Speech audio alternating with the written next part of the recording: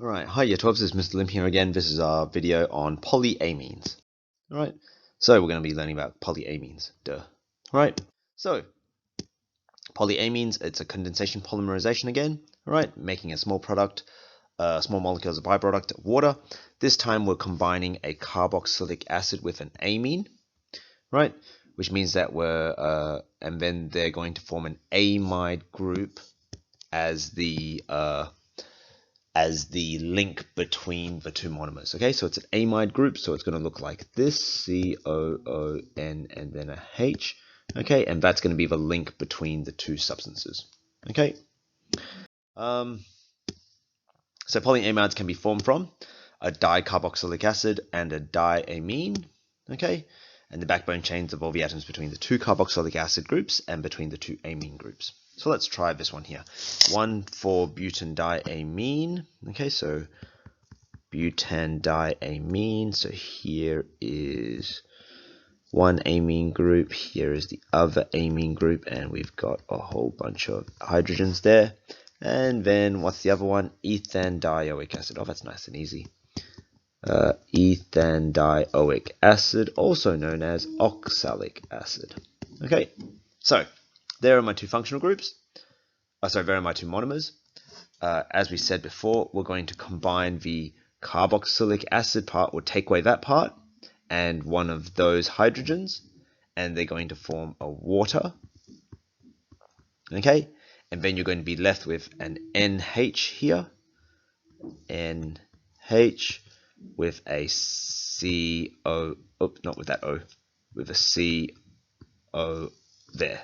Okay, that O here, that one there, goes to the H2O. So that's why there's no O between those ones there. So let's try and draw this one out. Okay, so let's draw this out. All the carbons between the amine groups, how many are there? There's 4 of them, so 4 carbons between the amine groups. Then it goes to an N and a H, and it goes to the carbon which is part of the other one there, but also with a double bonded O. Okay, to another carbon with another double bonded O, with another N, with another H, with another bond to the 4 C's, with another bond to an N, with another bond to a H, with another, which now we're going back to that C and that O there, and we can continue on. Okay,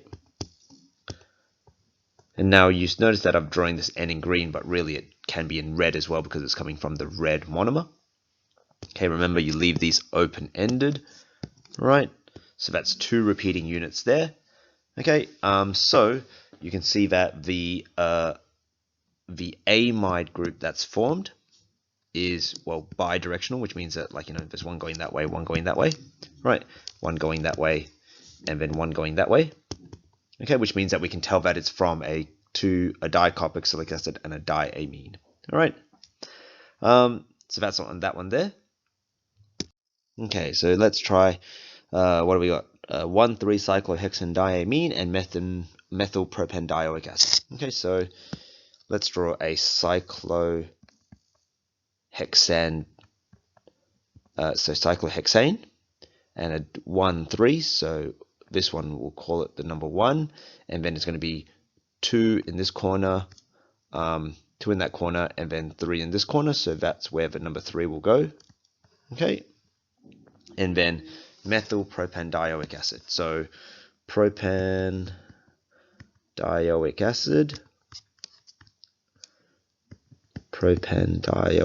and then it's got a methyl group, and it can only be on that one there. Okay, so that's that one there. So let's put these two together. Okay, so here I have my hexagon.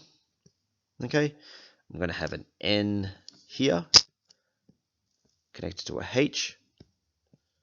Okay, draw a proper bond there.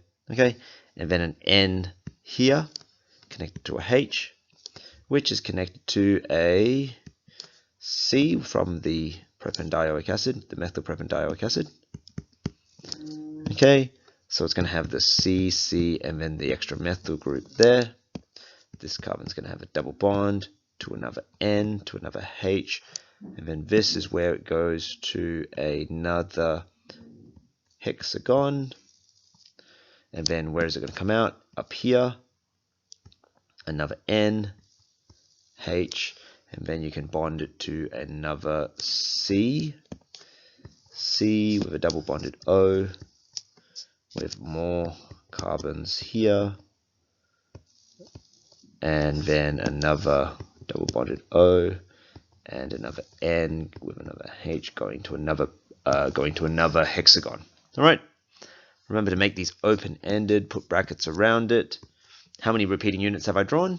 2 repeating units. Okay. And then when you do draw these out in test, don't forget to draw out all of the whatsamajiggies, the hydrogen atoms. Okay. So let's move on. Polyamides can also be formed from a monomer with one carboxylic acid group and an amine group. So again, an amino-oic acid, just like the polyesters, can be formed from a alcohol and a carboxylic acid on the same molecule. So the backbone of the chain is all the atoms between the alcohol. Oh, yep. I haven't just copied and pasted this from the other slide. From between the amine and the carboxylic acid functional groups. Okay, so let's try this. 2-amino-pentanoic acid. Okay, so pentanoic acid, 2 amine, so 2 is here. That's a stupid place to put the amine group. I'm changing that. That doesn't say 2, that says 4. Otherwise it just looks like the last one we did, because you know, Mr. Lim never just reproduces stuff. That would be terrible. Alright, here's all your extra hydrogens. How many carbons have I got in between the amine group and the carbon? I've got 4 effectively, so those are going to be making up the 4 of the backbone. Okay, so let's draw this out. So 1, 2, 3, 4. There's going to be a double bonded there, an N, H here, and then another 4, and then a double bond here, an N here, and there. Okay, and let's just call that the ends. Okay, remember I've got to put in this part here, which is not as part of the backbone. It's going to be a side group or side chain of some sort. All right, so where will that go? That will have to go on the carbon that is also attached to the nitrogen. So that one is going to have to go on that one there.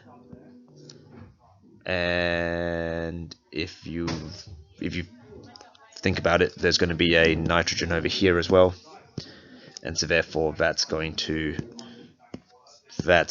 be over here as well. Okay, so you're just going to be able to see it as the one on the end, the one that's not part of the backbone, because it's not in between the carboxylic acid and the amine. Right, don't forget all your other atoms there. Honest, I never forget them. All right, and then you'll be able to put them together. Okay, you have a go at doing a 4-amino-benzoic acid. Just if you don't know what a benzoic acid looks like, here is your carboxylic acid group, because you have to have the carboxylic acid coming off the benzene ring. And then since it's on the 4, it has to be, if this is 1, that's 2, that's 3, that's 4. So therefore the amine is on the 4, which is over here. So that's the N and the H2. Okay, so you draw that one out and see what that looks like. Okay, and that's it. Adios.